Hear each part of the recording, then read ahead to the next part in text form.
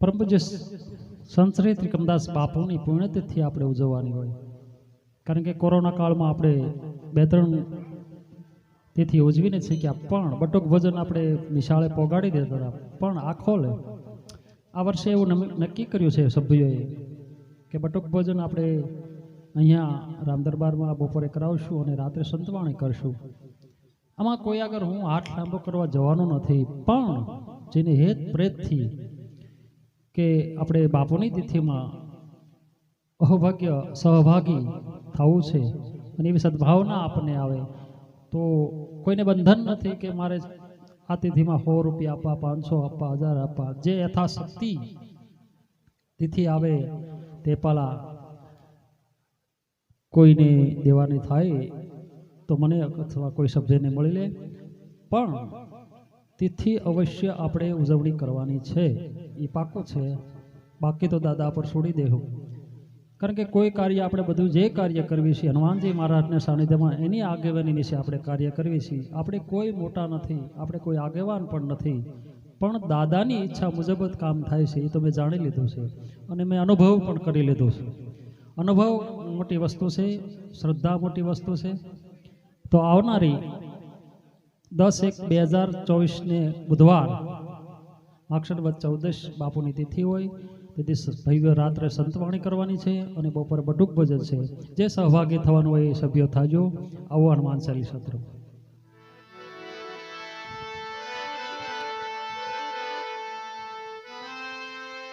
બોલીએ શ્રી રામચંદ્ર ભગવાન की जय, હનુમાનજી महाराज की जय.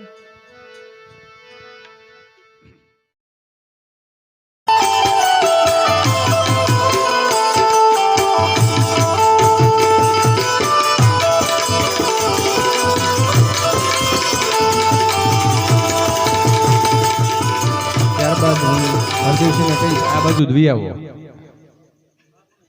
હા, બાપુને ભેટ પૂજા પણ હરદેવસિંહ દ્વારા આપવામાં આવી છે. એકવાર તાળીઓથી વધાવો બધા. થાજો, શરમ નો અનુભવતા.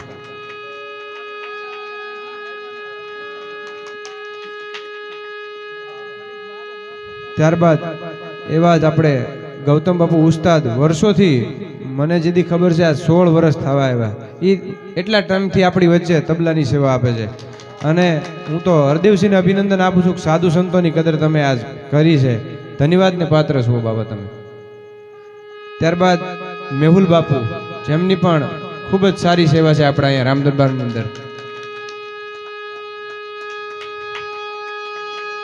ત્યારબાદ એવા જ આપણા મોમાઈ ડિજિટલ યુટ્યુબ ચેનલ વાળા વિપુલભાઈ રાવળદેવ, જેઓ આપણા રામ દરબારને છેક હું એમ કહું વિશ્વની અંદર યુટ્યુબના માધ્યમથી પહોંચાડે છે.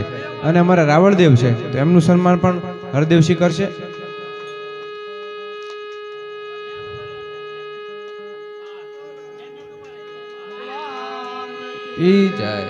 ત્યારબાદ મારું પણ સન્માન છે, પણ એ છેલ્લે હું સાદર લઈ લઈશ તમારી પાસે. ગિરિબાબુ વિનોદગીરી. પછી એવા જ આપણા પ્રવીણભાઈ ડાભી ઉસ્તાદ, જેમની સેવા ખાલી તબલા માટે નથી, રામ દરબાર પરિવારની અંદર જે કામ ન કોઈ કરતું એ કામ એ ઉપાડ લે. ધન્યવાદ. ત્યારબાદ એવા જ આપણા મંજીરાના માણીગર અને રામ દરબારને મોજ કરાવે એવા મુકેશભાઈ, આજે એમ થાય તૈયાર થઈને એને ખબર હશે સાલ મળવાની. ત્યારબાદ એવા જ આપણા જે રસોડામાં જે છોકરાઓ છે અને જે અમારા પછી જે તૈયાર કર્યા છે પ્રવીણસિંહ બાપુએ, કે જબરજસ્ત એમ સાઉન્ડ થી લઈને અમે નહોતા કરતા ને એ કામ આ છોકરા વવડામતા કરે છે. દશરથભાઈ ને હું વિનંતી કરું કે ઊભા થાય ભાઈ. પછી ચિરાગ, પછી એવા જ આપણા વડીલ, તમારું વચ્ચે રાખ્યું પહેલા છેલ્લા નહીં, લઉં છું આપણે જયદીપ એટલે કે અન્ના ઉર્ફે. ત્યારબાદ એવા જ આપણા વડીલ બંધુ કલાકાર તો છે જ, પણ અહીંયા કલાકાર જેવું નથી એવા જીવા દાદા ચોક ઉમરાળા આપણે.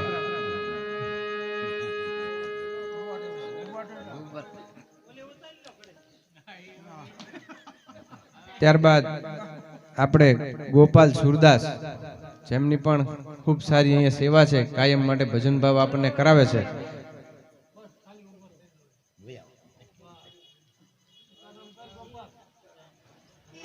ત્યારબાદ આપણી વચ્ચે ગુજરાતની અંદર ખૂબ મોટું નામ અને તબલાની દુનિયામાં ખરેખર મને તો અનુભવ છે ભગીરથસિંહ ગોહિલ પછેગામ, જેમનું સારામાં સારા બધા કલાકારો સાથે સાથ સંગત આપેલી છે એવા ભગીરથસિંહ ગોહિલ. વાહ. ત્યારબાદ એવા જ આપણે બેન્જોની અંદર સંગત આપી ગયા છે એવા શરદભાઈ બેન્જોનું પણ શાલ ઉડાડીને હરદેવસિંહ સન્માન કરશે.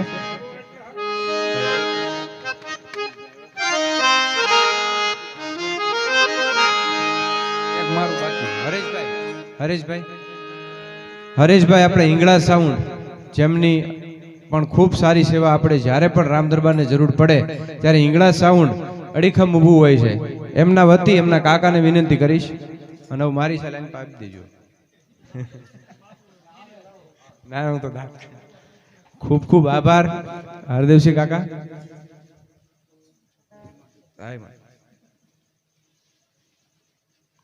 તો અહીંયા આપણે હવે જીવાભાઈને કહીએ કે આગળનો દોર સંભાળે અને ચકાચક ભજન.